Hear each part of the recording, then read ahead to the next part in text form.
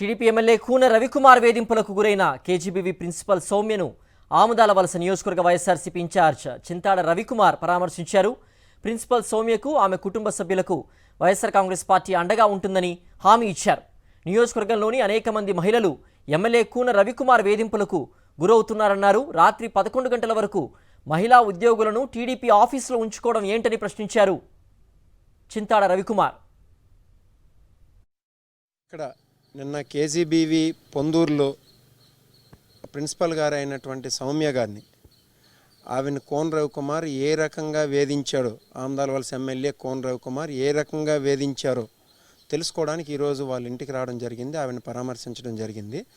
అయితే ఆవిడ మాటలు విన్న తర్వాత నిజంగా కోన రవికుమార్ గారు ఇంత నీచానికి దిగజారుతాడా అన్న ఆలోచన కూడా కలిగింది. ఎందుకనంటే తను ఒక లేడీ, ఒంటరి లేడీ, దళిత మహిళ, 35 ఇయర్స్ ఏజ్ ఉన్న ఆవిడని పట్టుకొని రాత్రి 11:30 వరకు వాళ్ళ ఆఫీస్లో ఉంచడం, నైట్ టైం వీడియో కాల్స్ చేయడం ఏంటండి? కోన రవికుమార్కి ఏం పని నైట్ టైం వీడియో కాల్స్ చేయాల్సిన అవసరం వచ్చింది?